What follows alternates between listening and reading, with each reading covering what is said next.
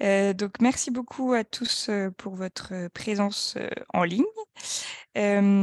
Donc dans la ligne des précédents, briefs sur le sujet du devoir de vigilance, organisé par le FIR, nous avons le plaisir d'accueillir aujourd'hui, Clara Alibert qui est, chargée de plaidoyer acteur économique au CCFD Terre Solidaire et Chloé Bailey, juriste entreprise et droits humains au Centre européen pour les droits constitutionnels et les droits humains, appelé ECCHR. Donc, juste pour une brève présentation de l'agenda et après je passe la main à Chloé très vite. Donc Chloé nous parlera tout d'abord de l'approche du devoir de vigilance sous l'angle des détenteurs de droits, à travers l'exemple de la communauté autochtone d'Union Hidalgo au Mexique et de sa poursuite de l'entreprise EDF dans le cadre du déploiement de son projet éolien sur les terres de cette communauté.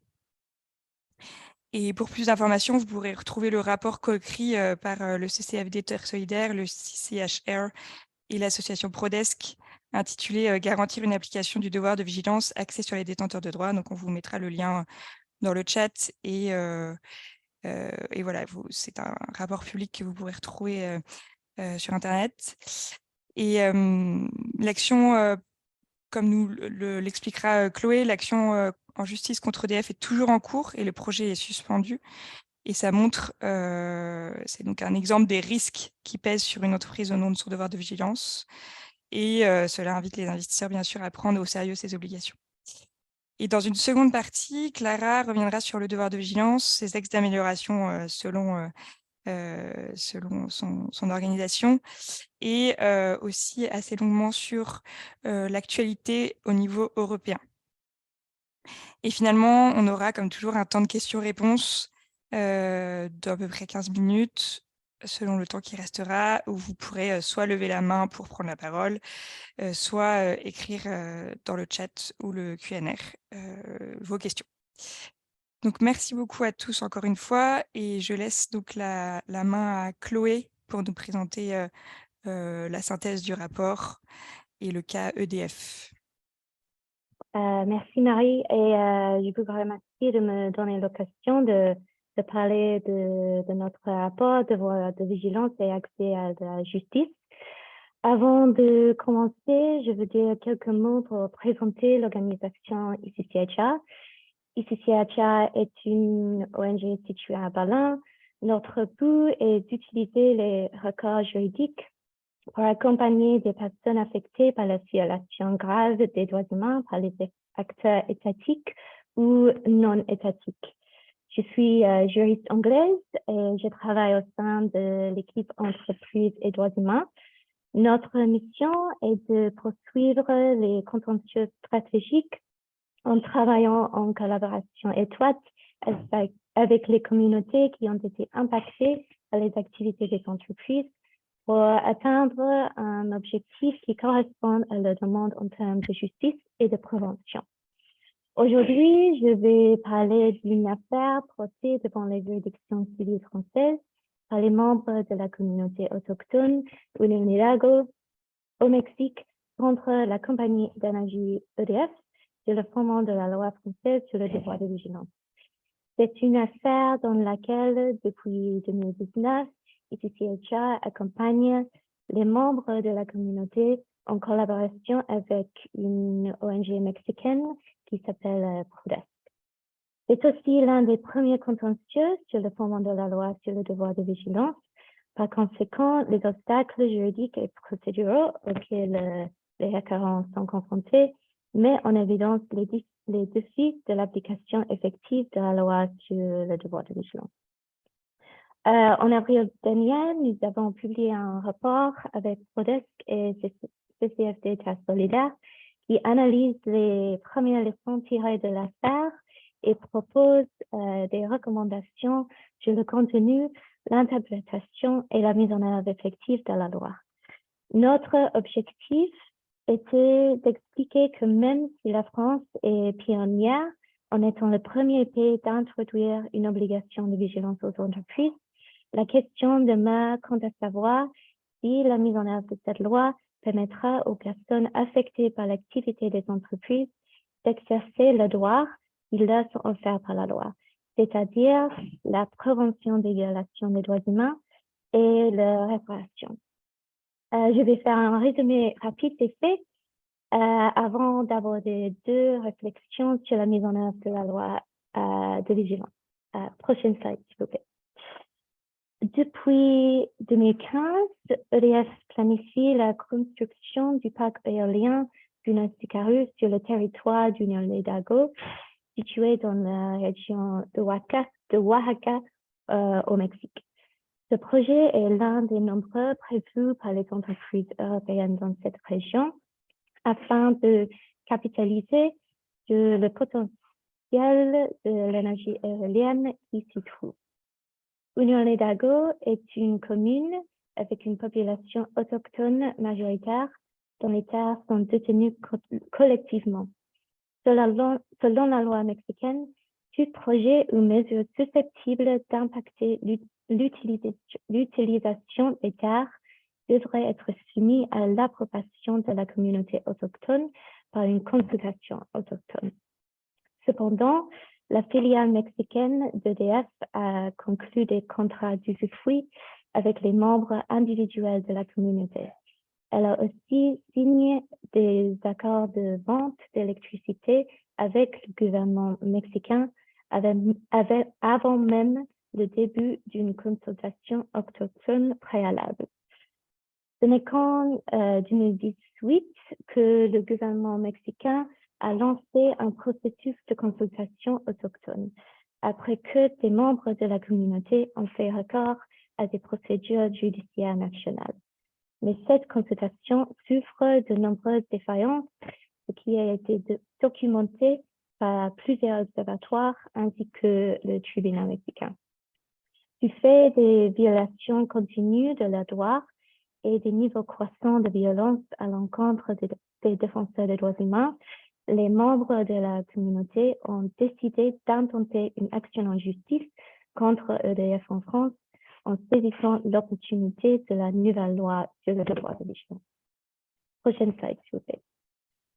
En 2019, nous avons mis en demeure EDF demandant que l'entreprise respecte son devoir de vigilance en mettant en œuvre des mesures adéquates de prévention d'atteinte aux droits humains liées à son projet. En particulier, les violations des droits fonciers autochtones ainsi que l'intégrité physique des défenseurs des droits humains. En 2020, nous avons assigné EDF devant le tribunal judiciaire. Notre objectif était d'empêcher de nouvelles violations liées au développement du projet. En 2021, les plaignantes ont sollicité une ordonnance de mesure conservatoire de suspendre le projet jusqu'à EDF se conforme à ce devoir de vigilance.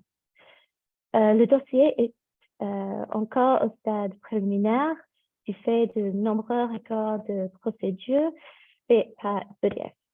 Prochaine slide, s'il vous plaît.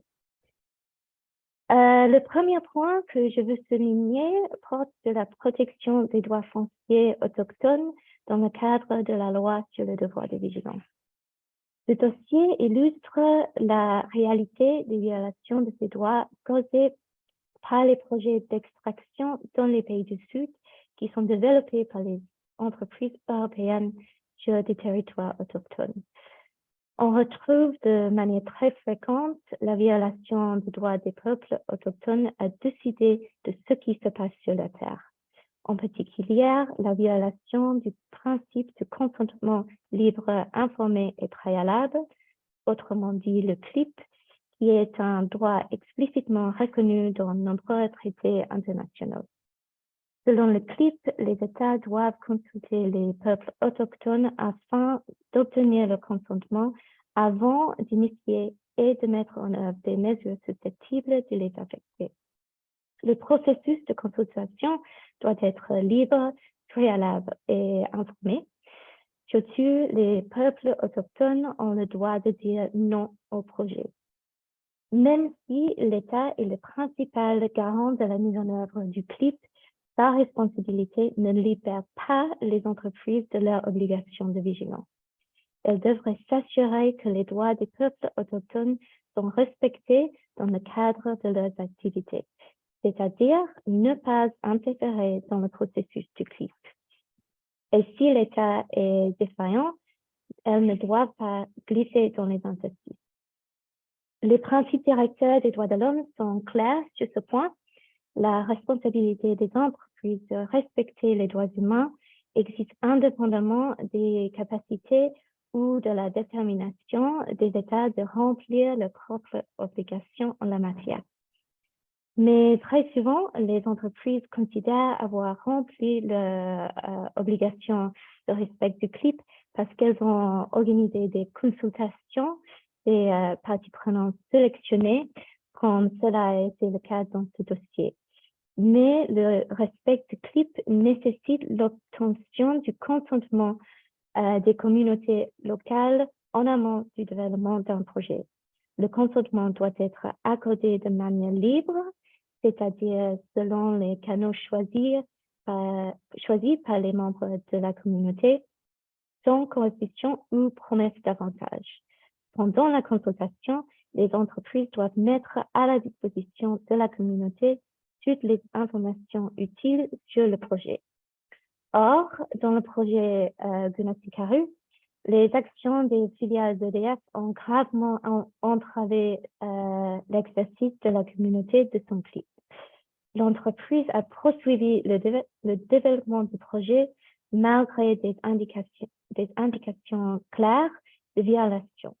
Notamment, le tribunal fédéral mexicain a ordonné la suspension de la consultation du fait de son incompatibilité avec le droit national sur le CLIP. La société civile au niveau national et international a documenté des actes de coercition et d'intimidation au cours du processus de consultation en lien avec ce projet. Ces risques d'atteinte aux droits humains et les mesures prises pour les atténuer auraient dû clairement faire partie de la mise en œuvre du devoir de vigilance par EDF. Prochaine slide, s'il vous plaît. Le deuxième point porte plus largement sur l'interprétation du devoir de vigilance.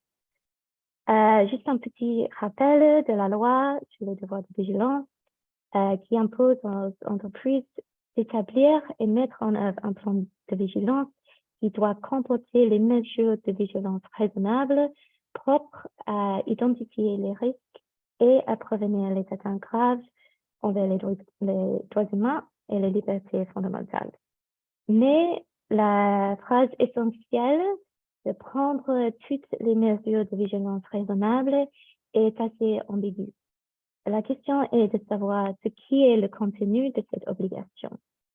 Notre rapport souligne que le devoir de vigilance vise à protéger les personnes d'atteinte de droits humains et non pas à protéger l'entreprise elle-même des risques juridiques ou financiers liés au non-respect des droits humains. Cela implique une compréhension proactive de l'entreprise de la manière dont ces activités peuvent avoir des impacts négatifs dans des contextes spécifiques, c'est-à-dire culturels, politiques ou sociaux dans lesquels elles opèrent. Cette interprétation est tout le fil directeur des principes existants sur les Nations Unies et les guidelines de l'OCDE qui sont explicitement mentionnés dans les travaux législatifs de la loi comme les sources d'interprétation du devoir de vigilance. Cette approche est particulièrement essentielle dans les contextes où les activités des entreprises sont liées à des violences contre les défenseurs des droits humains, ainsi que des violations des droits fonciers collectifs. Prochaine slide, s'il vous plaît. Le projet Gunung Sikaru se développe dans un contexte inflammatoire autour des parcs éoliens au Mexique qui existent depuis de nombreuses années. Le développement des parcs se fait dans un schéma assez répétitif. De graves défaillances de l'État mexicain à garantir le CLIP, des interférences des entreprises avec l'exercice de CLIP qui aggravent des violences contre les défenseurs des droits humains et une défaillance à nouveau de l'État à protéger ses défenseurs. Le caractère systématique de ces pratiques dans l'industrie extractive souligne l'importance de leur identification en tant que risque que l'exercice de devoir de vigilance par les entreprises devrait effectivement prévenir. Et même si elles ne semblent pas préjudiciables en apparence, à la lumière du contexte autochtone, les tactiques utilisées par les entreprises ou les filiales pour accéder à la terre, par exemple par des campagnes de relations publiques ou d'information sélective pendant le processus de consultation autochtone, peuvent interférer avec l'exercice du CLIP. D'autre part, elles peuvent générer des violences contre des défenseurs de terre par des groupes susceptibles de bénéficier financièrement des projets d'extraction. Par exemple, la filiale mexicaine d'EDF a entamé des discussions sélectives avec des personnes dans la communauté afin d'obtenir des droits sur les terres. Elle leur a offert des espaces privilégiés d'information et de négociation et a promis que le projet apporterait des opportunités d'emploi et d'investissement.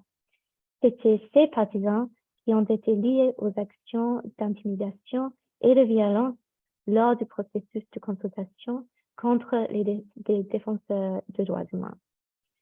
Dans notre rapport, nous appelons donc les tribunaux français à qui incombe la tâche de façonner le contenu du devoir de vigilance par les contentieux à prendre en compte le contexte global dans lequel les violations des droits présumés se trouvent. Si le devoir de vigilance est réduit à un simple exercice de cocher les cases, l'objectif de la loi de prévenir et de réparer les violations des droits humains qui résultent des chaînes de valeur mondiale pourraient être compromis. Enfin, quelques réflexions sur le rôle des investisseurs dans ce domaine. Étant donné que les pratiques relevées dans le dossier EDF sont assez systématiques dans l'industrie extractive et sont de plus en plus fréquentes dans les projets d'énergie renouvelable, tels que les projets éoliens, elles sont les risques que les investisseurs dans ce type de projet devraient identifier dans le cadre de leur propre devoir de vigilance. Les investisseurs doivent poser aux entreprises des questions spécifiques sur le contexte dans lequel elles envisagent de développer un projet, en particulier s'il est situé sur ou à proximité des terres autochtones. En outre, ils doivent demander dans quelle mesure le gouvernement respecte le processus de CLIP conformément aux normes internationales. Et le plus important encore, quelles sont les mesures que les entreprises ont prises pour s'assurer que le consentement des parties prenantes a été obtenu en amont du développement du projet. Nous avons formulé de nombreuses autres recommandations, surtout aux législateurs en Europe, mais je m'en remets à Clara pour présenter ce sujet en plus de détails. Merci. Bonjour à toutes et à tous. Donc, je m'appelle Clara Alibert. Je suis chargée de plaidoyer acteurs économiques, donc sur la thématique de la régulation des acteurs économiques au CCFD Terre Solidaire. Très rapidement, le CCFD Terre Solidaire, donc c'est une ONG de solidarité internationale en France. On accompagne plus de 500 partenaires internationaux dans plus de 70 pays et donc dans l'ensemble des continents. Et on a un département plaidoyer avec notamment la thématique de la justice économique qui nous occupe grandement. On a été très impliqués au moment du devoir de vigilance français pour la promulgation de la loi. Et donc, assez naturellement, on suit également les négociations au niveau européen de la directive européenne sur le devoir de vigilance qui va faire l'objet de de ma présentation, mais aussi les négociations du traité, du projet de traité contraignant entreprises et droits humains aux Nations Unies. Mais donc aujourd'hui, ce que je vais essayer de vous présenter assez rapidement et certainement pas de manière exhaustive parce que la directive comporte de nombreux articles et pour chaque article, je pense qu'on pourrait y passer 1 heure de webinaire. Mais donc, essayer de faire un retour sur l'état des négociations. Prochaine slide, s'il te plaît, Marie. Merci beaucoup. Marie m'a expliqué que vous avez déjà eu une présentation de la directive en septembre dernier. Donc, l'objectif, je ne vais pas revenir sur tout le processus, mais donc peut-être vraiment très rapidement sur la chronologie. Donc, en 2020, on a l'annonce d'une directive par le commissaire européen à la justice. En 2022, une proposition qui est publié en février 2022 de la Commission européenne. Et puis, s'active la procédure législative ordinaire à l'Union européenne, donc avec le Conseil de l'Union européenne et le Parlement qui, de manière simultanée, examinent le texte, la proposition de la Commission pour adopter leur position. Le Conseil de l'UE a été beaucoup plus rapide que le Parlement, puisque dès décembre 2022, il avait adopté son approche générale, alors que le Parlement, si vous avez suivi un peu, vient tout juste d'adopter sa position le 1er juin dernier en plénière. Donc, c'est ouvert, puisque là, on a toutes les positions des institutions, la période des trilogues qui a commencé jeudi dernier, qui devrait courir sur tout l'été et qui devrait être assez rapide, puisque de ce qui s'entend au niveau bruxellois, il y a la volonté de finir les trilogues tout début septembre. Prochaine slide, merci. Du coup, comment j'ai voulu vous présenter les choses, et je m'excuse par avance pour des diapositives très chargées, très tableaux, ce n'est pas forcément très agréable, mais l'idée, c'était de vous montrer, de comparer les 3 différents textes, les 3 différentes positions. Donc, la première colonne, ça sera toujours la proposition de la Commission européenne. La seconde colonne, la position du Parlement européen qui a donc été adoptée à la suite de négociations assez longues et en fait, qui avait demandé l'avis de plus de 8 commissions parlementaires du Parlement européen, même si la commission qui avait le lead sur ces négociations, c'est la commission affaires juridiques. Voilà, il y avait eu tous ces avis rendus qui vont expliquer certaines positions du Parlement européen. Et enfin, la dernière colonne qui est celui de l'approche générale du Conseil de l'Union européenne. Donc, sur l'article 1, assez rapidement, on voit quand même qu'il y a quelques différences entre les différents textes, mais il s'agit bien, comme pour la loi française, d'une loi qui va donc concerner les obligations des entreprises quant à leurs impacts sur les droits humains et l'environnement, qui découlent de leurs activités, mais aussi les activités de leurs filiales et de leurs fournisseurs sur toute la chaîne de valeur. Sur la chaîne de valeur, il y aura une slide qui viendra préciser cela, mais on voit bien, par exemple, avec les modifications, qu'il y a quand même un débat sur le terme chaîne de valeur, puisque, par exemple, le Conseil de l'Union européenne a choisi de ne pas utiliser ce terme et parle plutôt de chaîne d'activité. On verra par la suite que c'est pour limiter le scope de la directive à l'amont et une partie de l'aval, alors que la Commission européenne parle de chaîne de valeur et le Parlement européen parle aussi de chaîne de valeur. Il y a aussi un autre point de différence et qui est assez problématique pour nous côté société civile, c'est que la Commission européenne parle de relations commerciales établies, ce qui par la suite n'est plus dans la position du Parlement européen ni du Conseil de l'Union européenne. Et pour nous, c'est une bonne chose, puisque dans cette recherche d'une relation commerciale établie, il peut y avoir beaucoup d'incertitudes et il peut y avoir des stratégies derrière des entreprises, de nouer des relations commerciales qui ne seraient pas établies, qui seraient plus nouvelles, et ça va être problématique pour l'application de la directive. Sur la prochaine slide, Concernant le champ de la directive, je vais passer assez rapidement parce que je pense que ça vous est au fait, mais montrer que là aussi, il y a des divergences entre les textes, puisque pour à la fois la Commission européenne et le Conseil de l'Union européenne, il y a la volonté d'avoir des secteurs considérés comme à haut risque, comme l'agriculture, le secteur textile, le secteur de l'extractivisme. Donc là, les seuils sont abaissés à 250 employés avec un chiffre d'affaires à 40 millions, alors que le Parlement européen, lui, a fait le choix de ne pas avoir de secteur à risque et le seuil est abaissé à 250 employés et 40 millions de chiffre d'affaires. Donc, pendant les trilogues, par exemple, ils vont devoir se mettre d'accord sur est-ce qu'on garde ou non des secteurs à risque ou est-ce qu'on garde un seuil minimal de 250 pour toutes les entreprises. Sur la prochaine slide, vous voyez que la directive s'applique aussi, et c'est ce qui est intéressant aussi dans cet instrument, aux entreprises hors européennes, mais qui commercent au sein du marché intérieur. Là, il s'agira d'entreprises avec un chiffre d'affaires de 150 millions d'euros, avec au moins 40 millions d'euros qui sont générés au sein même du marché intérieur. Sur la prochaine slide, on peut passer celle-ci aussi. J'ai voulu faire un focus sur quid du secteur financier, puisque peut-être que si vous avez suivi l'actualité des négociations, c'est quelque chose de très tendu depuis le début et qui va l'être pendant cette période de trilogue.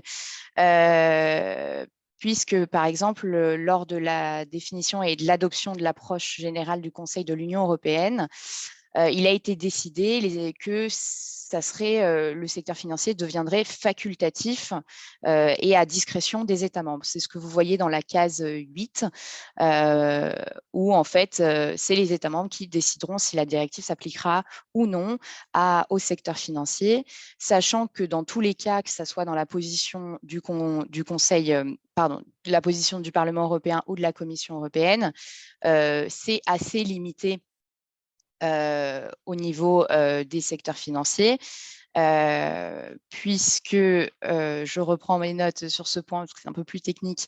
Dans la position de la Commission européenne, les investissements sont potentiellement exclus puisqu'on parle de relations commerciales établies. Donc, en fait, il y a encore une fois cette incertitude qui va s'amener et qui potentiellement viendrait exclure les investissements.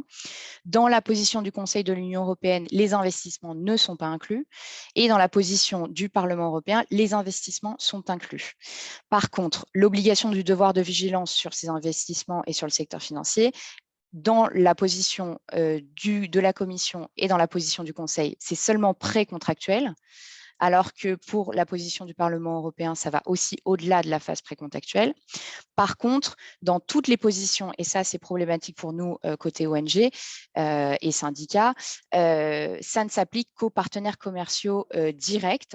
Et on le voit bien dans les cas Total Ouganda ou dans le cas par exemple BNP actuellement en cours devant la justice, que la question de la sous-traitance dans le secteur financier est à traiter et pas seulement les clients directs. Et puis à noter que dans les trois positions, le secteur financier, les obligations de devoir de vigilance des investissements et du secteur financier ne seront pas applicables s'il s'agit d'une PME. On peut passer à la slide suivante concernant la définition des impacts. Là aussi, on voit bien avec les track change qu'il y a des approches différentes. Ce qui nous, côté société civile, est problématique pour nous, c'est qu'en fait, les trois positions, finalement, renvoient à une annexe pour les impacts. Ce qui est très différent de la loi française, par exemple, où il n'y a pas besoin d'annexe et c'est l'ensemble des droits humains, des atteintes à l'environnement, des atteintes à la santé, à la sécurité des travailleurs qui sont concernés. Ici, il y a un renvoi aux annexes, que ce soit pour les impacts environnementaux comme pour les impacts des droits humains. Et donc, forcément, qui dit annexe dit liste qui ne peut pas être exhaustive. Et par exemple, pour faire le lien avec le cas EDF, à la fois dans la position de la Commission et la position du Conseil de l'UE, le droit au CLIP, au consentement libre, informé et préalable, eh bien, n'est pas inscrit dans l'annexe. Donc, un cas EDF, actuellement pendant devant la justice française, eh bien, potentiellement ne serait pas concerné par la directive, puisque le CLIP ne fait pas partie de l'annexe, donc il ne peut pas y avoir une atteinte à un droit qui n'est pas consacré dans l'annexe. Si on passe à la prochaine slide, aussi. J'essaie d'aller un peu vite pour qu'on ait le temps d'avoir des questions. Sur la définition de la chaîne de valeur, alors là, c'est encore plus visible. On voit bien qu'il y a totalement une approche différente. Et c'est aussi un élément de crispation très important et qui va l'être pour le Conseil, pour les trilogues, puisque se pose la question de savoir si la directive couvre l'ensemble de la chaîne de valeur, c'est-à-dire l'amont ainsi que l'aval, ou si elle doit se limiter.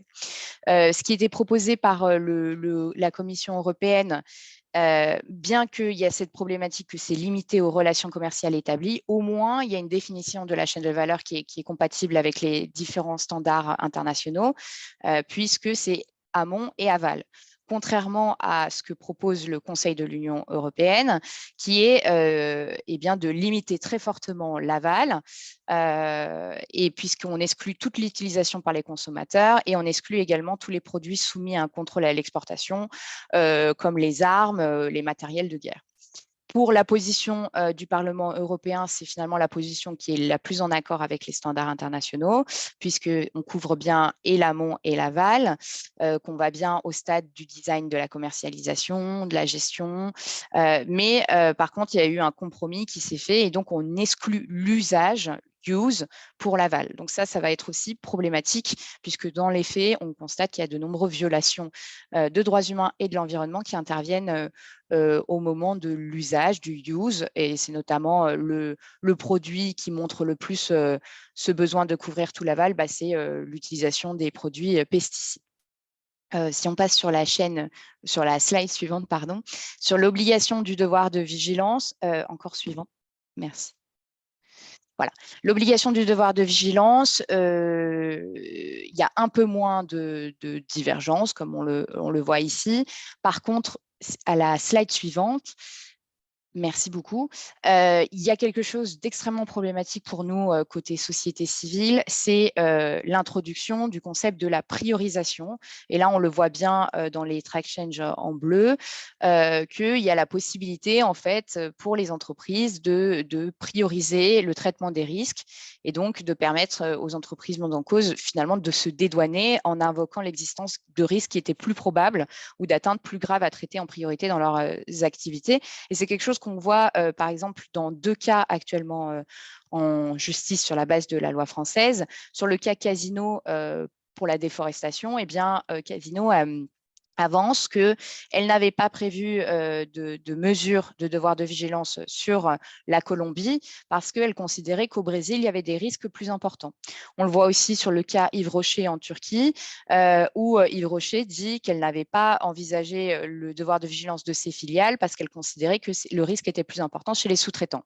Voilà, donc cette notion de priorisation qui est introduite va être problématique dans l'effectivité des droits et encore une fois, ça fait le lien avec le rapport coécrit avec ICCHR, avec la conception d'un devoir de vigilance axé sur les détenteurs des droits. Si on passe à la slide suivante sur l'article 15, combattre le changement climatique, on voit aussi qu'il y a des différences entre les différents textes. Le texte qui est le plus avancé, c'est celui du Parlement européen. Le Conseil de l'Union européenne a choisi de s'inspirer très fortement, en tout cas de faire un vrai lien avec la CSRD dans le contenu des plans de transition que vont devoir du coup adopter les entreprises. C'est une bonne chose qu'il y ait ces plans de transition, mais il y a certaines problématiques. C'est que, par exemple, dans aucune des positions, on ne vient demander des objectifs de réduction d'émissions en valeur absolue. Et il y a beaucoup d'incertitudes de savoir si les entreprises vont devoir ou non parler des émissions indirectes, donc du scope 3. Et on voit bien que le scope 3, dans les actions, par exemple BNP ou Total Climat, c'est un scope qui doit apparaître dans le plan de transition climatique, sinon ça n'aura aucun intérêt. Et enfin, sur la responsabilité civile, pareil, des positions un petit peu différentes. Côté société civile, ce qui nous est une grande déception pour nous, c'est deux choses. C'est à la fois que les sociétés mères ne sont pas tenues automatiquement responsables en cas d'impact de leur filiales ou sous-traitants.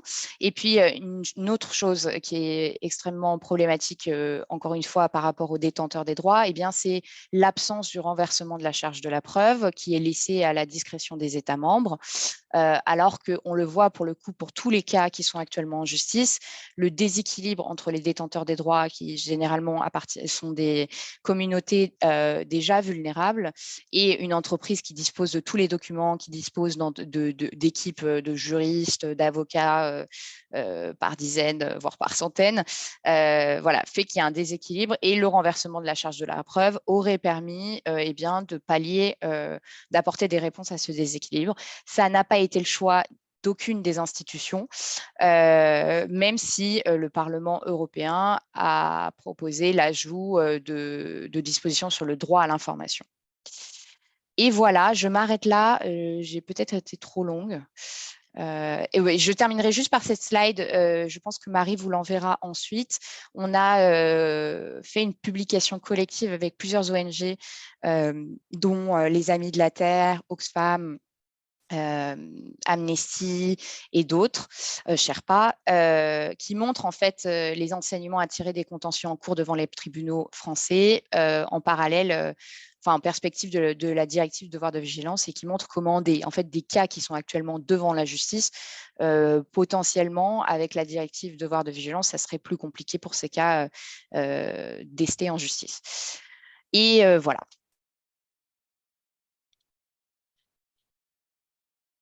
Merci beaucoup. Merci beaucoup, Clara et Chloé. Je pense que c'était très clair. On peut désormais passer à la session de questions-réponses. Alors, est-ce qu'il y a déjà des questions?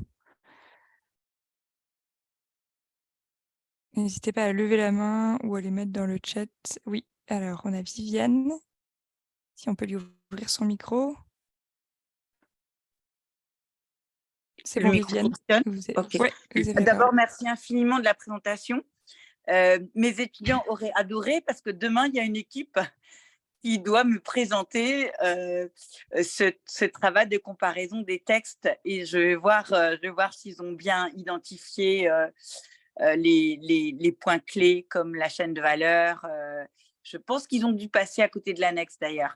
Alors, je voulais justement réagir à propos de cette annexe. Quand je l'ai lue, je me suis effectivement, j'ai fait un parallèle avec la liste sur les secteurs stratégiques de Bercy, que j'appelle la liste à la Prévert, puisqu'elle s'allonge d'année en année, mais ne peut jamais capter l'ensemble des secteurs, parce que l'innovation technologique et autres fait qu'il y a de nouvelles choses.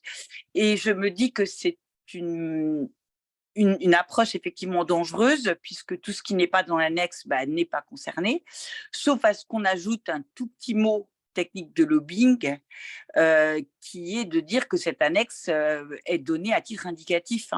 Et je pense que c'est là qu'il y a un point de lobbying tout bête à pousser le plus possible à la Commission des affaires juridiques du Parlement européen, qui me semble effectivement la commission d'abord en charge, mais aussi la plus allant quand on regarde les différentes versions, et la plus à même de peut-être proposer cette modification pour éviter l'écueil. Je ne sais pas ce que vous en pensez, Clara et Chloé. Chloé, ouais. Oui, sur l'annexe, c'est en effet très problématique, à la fois parce que le droit est mouvant, évolue, et aussi parce que, par exemple, sur sur les atteintes environnementales, c'est un droit complètement en construction et avec du coup qui est très éparse. On trouve des dispositions un peu dans beaucoup de conventions, mais par exemple, il n'y a pas de convention aujourd'hui sur les dégâts au sol ou sur les eaux usées. Voilà. Donc, en fait, on va trouver quelques dispositions dans des articles de convention et cette fragmentation fait que c'est très problématique et que, par exemple, la commission des affaires, la commission environnementale du Parlement européen, qui a donc rendu un avis au cours des négociations, avait proposé une définition générale d'atteinte à l'environnement qui, en fait, a été supprimée au moment du consensus trouvé en affaires juridiques. Et ça, c'est typiquement quelque chose qui aurait permis d'éviter les écueils de fragmentation pour le côté environnemental. Mais je vous rejoins sur le fait que ça va être problématique et que peut-être une des actions à mener, c'est de dire que ça doit être à titre indicatif. Oui. Mais après, derrière, il y a vraiment une volonté derrière de certaines institutions et aussi du côté lobby secteur privé, de venir limiter le champ des atteintes, contrairement à ce qui est prévu en droit français. Oui, tout à fait. On retrouve la même problématique sur cette notion de chaîne de valeur ou de relation établie. C'est des notions juridiques qui ont l'air, qui pour des non-juristes sont complexes à appréhender, mais en fait, c'est vraiment le cœur du sujet. On l'a vu sur le devoir de vigilance en France, tout ce débat qui avait eu lieu au moment où on a adopté le texte et les différentes versions du texte à l'origine. Et effectivement, il est possible que ça parte dans la machine à laver, on va dire. Donc je serais ravie à titre personnel, Clara, je suis ça de près depuis longtemps. Et si je peux aider, sortir un papier en tant que prof, faire un peu de buzz sur LinkedIn, je Avec suis plaisir. Chrome. Avec plaisir. Merci. Est-ce qu'il y a d'autres volontaires pour poser des questions? S'il n'y en a pas, moi j'aurais une question, mais je ne veux pas piquer le temps de parole. Je me lance. Du coup, je me posais la question, vous avez dit que il y avait une consultation qui s'imposait et un consentement des communautés autochtones par la loi du devoir de vigilance. Est-ce que déjà vous pourriez donner une définition des communautés autochtones et un exemple peut-être, je ne sais pas si vous aurez ça en tête, mais un exemple d'entreprise qui aurait respecté, en tout cas qui serait plutôt à catégoriser dans les bonnes pratiques de ce consentement et cette consultation? C'est une bonne question. Peut-être ça est-il possible de reprendre en anglais?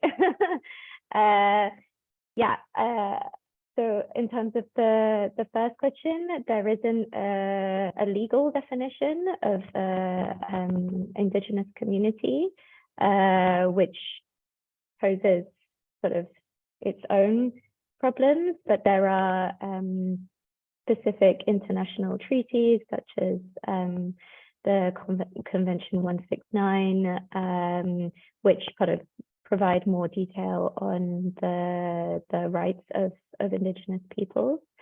But as to your second question, and this is something that we actually mention in the report itself, according to most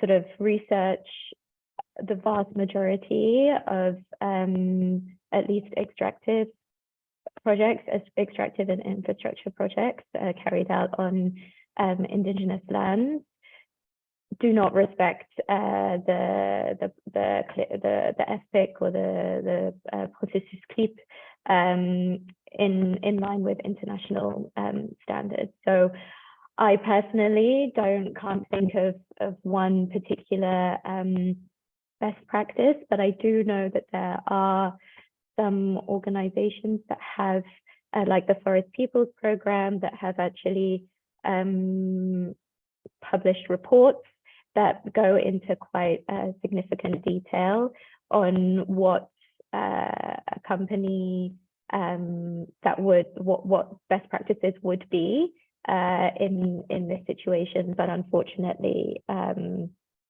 it's just not the case that there are many to provide as good examples, unless Clara has some other idea.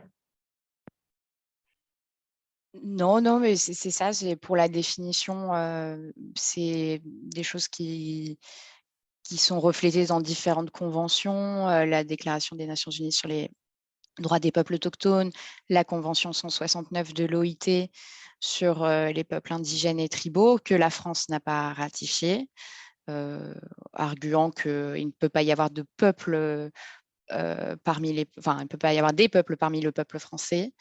Alors que ça soit en Guyane, par exemple, les peuples amérindiens, voilà, c'est une réalité. Donc la France ignore cette réalité de peuples autochtones au sein de la France.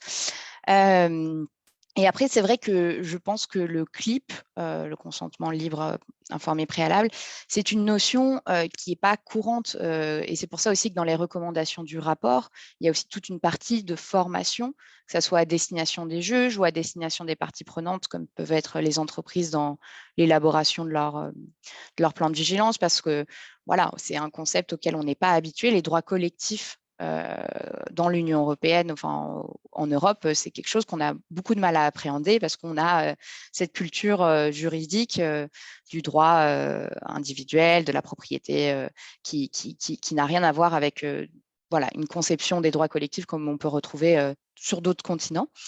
Et il y a toute cette difficulté que finalement le CLIP, c'est aussi une obligation de l'État, et donc faire comprendre à une entreprise qu'elle ne doit pas interférer par des pratiques un peu parfois douteuses dans cette consultation qui doit être menée par l'État, mais qu'en même temps, elle doit respecter ce processus. Voilà, c'est quelque chose qui peut sembler un peu compliqué, mais qui doit être compris parce que c'est une réalité de la plupart des terrains où se déroulent des activités comme l'extractivisme, en fait. Surtout dans ce secteur-là, c'est quand même assez fréquent que les entreprises soient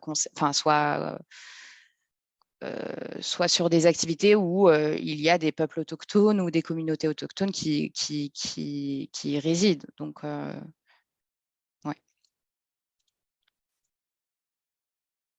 Merci beaucoup. Est-ce que vous pourrez, je ne sais pas si c'est public, mais ce que tu as mentionné, le Forest Program, je crois, Chloé, et si tu as un lien ou quelque chose vers lequel renvoyer, ça peut être bien.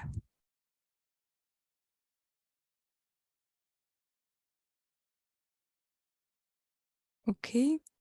Et du coup, peut-être pour conclure sur le trilogue qui s'ouvre aujourd'hui, est-ce qu'il y a une possibilité d'influencer encore, ou est-ce que c'est vraiment des discussions fermées entre les trois institutions? Oui, alors concernant les trilogues, en tout cas, nous, côté société civile, et j'aurais dû peut-être le préciser, donc nous, on travaille au sein d'une coalition française qui s'appelle le Forum citoyen pour la RSE, enfin, qui est même une association, qui regroupe du coup plusieurs organisations, syndicats, personnalités qualifiées. Et donc, on essaie de faire un plaidoyer commun, et c'est ce qu'on a fait sur toute la période des négociations jusqu'à présent. Donc là, oui, on va continuer de s'impliquer et d'essayer d'influencer, notamment parce qu'au niveau des représentants du Parlement européen, on a par exemple des députés européens qui sont généralement nos alliés. Il n'y a pas que des alliés hein, dans la liste des représentants du Parlement européen qui travaillent au trilogue. Et puis, on va aussi continuer d'échanger avec Bercy, puisque c'est quand même le ministère qui a qui a le lead sur ces questions, alors qu'on pourrait par exemple attendre que ça soit le ministère de la Justice, hein, mais je pense que ça montre bien voilà, les jeux d'influence derrière.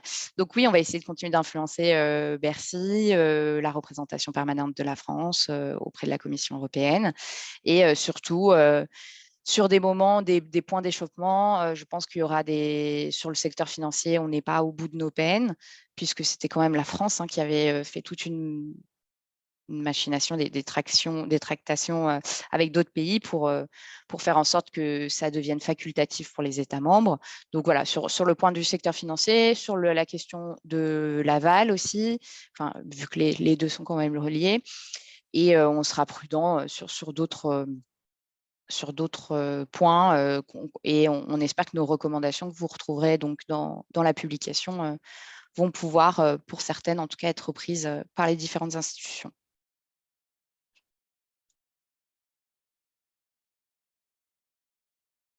Super. On a une question de Grégoire. Oui, bonjour à toutes et à tous. C'est peut-être une question effectivement pour Clara aussi. C'est dans le rapport de force qu'il y a au sein du Conseil. Est-ce que vous pouvez donner un peu d'éclairage sur quels sont les jeux des différents pays et les camps qui se mettent en place autour du texte? Alors, ce qu'on avait observé pendant l'adoption de l'approche générale, c'est que, assez bizarrement, des pays qui ont déjà une législation sur le devoir de vigilance comme la France ou l'Allemagne ou les Pays-Bas, en tout cas, par exemple, pour la France, avaient un jeu très ambigu de réduction de l'ambition. C'est l'Allemagne, par exemple, qui a aussi porté cette question de la priorisation, qui pour nous est problématique. Donc voilà, c'est un peu particulier, de pays qu'on pourrait attendre comme champions, eh bien finalement ne l'ont pas été tant que ça, en tout cas sur ces points financiers et sur les obligations du devoir de vigilance. Ensuite, par exemple, sur le secteur financier, la tractation qui a été faite, c'est France, Espagne, Italie. J'avoue que je ne sais pas trop pourquoi ces pays-là, est-ce que c'est sur d'autres dossiers, ils se sont mis d'accord ou pas, mais je ne sais pas s'il y a une explication purement liée au devoir de vigilance, mais en tout cas, c'est avec ces pays qu'il y a eu la minorité de blocage au moment de l'adoption de l'approche générale. Et puis, il faut noter aussi qu'on a connu différentes présidences du Conseil de l'UE. Au moment de l'adoption de l'approche générale, c'était la République tchèque. Et là, pour les trilogues, au 1er juillet, ça sera les Espagnols. Et en ce moment, c'est les Suédois. Donc, il y a aussi ces influences, sachant que les Suédois, par exemple, ne sont pas pro-ambition. Donc, c'est plutôt une bonne chose côté société civile qu'ils ne soient pas trop concernés par le trilogue, puisque ça sera principalement les Espagnols qui vont devoir traiter de cela. Voilà ce que je peux dire. Par exemple, aussi, il y a quelque chose dont je n'ai pas parlé par manque de temps, mais c'est la question des obligations pour les dirigeants. Notamment la rémunération variable liée aux objectifs climatiques. Ça, pour le coup, c'est la France qui avait demandé, ça a été supprimé, cet article dans la position du Conseil de l'UE. On la retrouve dans la Commission européenne et dans le Parlement européen, mais le Conseil de l'UE n'en veut pas. Et pour le coup, la France était le seul pays à porter cela avec la Belgique, je crois, ou le Luxembourg, je ne me souviens plus. Et tous les autres pays étaient opposés. Donc, en fait, selon les articles, il y a des oppositions et après, il y a des tractations. Donc, la France a lâché sur l'obligation des dirigeants en échange, très certainement, du secteur financier. Je ne sais pas si ça répond à la question. Si, très bien. Alors, du coup, peut-être que je peux rajouter un autre point, une autre question. Donc, normalement, souvent, quand il y a une directive, les pays peuvent être mieux-disants. Et là, en l'occurrence, dans le texte, dans les projets en cours et ce qui va être discuté dans le trilogue, il y a l'idée, et je pense que, je ne sais pas pourquoi je ne suis pas un expert, mais j'ai l'impression que c'est assez nouveau, qu'on va freiner finalement les pays dans l'application de la directive, faisant en sorte qu'ils ne pourraient pas être mieux-disants en fait, que le texte qui va être porté au niveau européen. Oui, ça c'est aussi quelque chose de très problématique et qui a été influé dans les dernières semaines de négociations, par exemple au Parlement européen, c'est tout ce qui traite de l'harmonisation et certaines parties prenantes, par exemple certains députés plutôt conservateurs ou certains États membres poussent pour une harmonisation dite maximale qui ferait qu'en fait les États membres, au moment de la transposition, ça serait presque comme un règlement avec très peu de marge de manœuvre au niveau national pour justement soit rehausser l'ambition, soit adapter. Et ça, c'est assez nouveau. Enfin, en tout cas, ça serait du jamais vu sur un sujet aussi complexe que la responsabilité des multinationales et enfin, des entreprises, mais qui est possible, puisqu'en fait, au moment où ça a été proposé par plusieurs députés IPP, du PPE, la commission affaires juridiques a demandé à son staff de juristes si c'était possible en droit européen. Et l'avis qui a été rendu par ce staff de juristes, c'est que oui, c'est possible, que ça serait inédit, mais que rien ne l'a interdit dans les règlements de l'Union européenne. Pour nous, côté société civile, c'est absolument problématique de pousser pour une harmonisation maximale. Et on espère qu'au moment des trilogues, ce n'est pas une idée qui va revenir sur la table et qu'on va permettre aux États finalement de porter l'ambition plus haut ou de s'adapter ou de l'adapter à leur contexte. Merci, merci. Merci beaucoup. Je crois qu'on arrive à la fin de ce brief. Il me semble qu'il n'y a pas d'autres questions. N'hésitez pas si vous en avez à nous écrire, si vous en avez à l'issue de ce brief, à nous écrire. Vous avez nos adresses mail. Et voilà, je pense que c'était très riche. Merci beaucoup encore une fois à vous, Clara et Chloé. C'était super d'avoir cette vision sur l'actualité et ce cas pratique EDF. On espère que ça vous a tous instruits et encore une fois, n'hésitez pas si vous avez des questions à l'issue de ce brief. Merci beaucoup.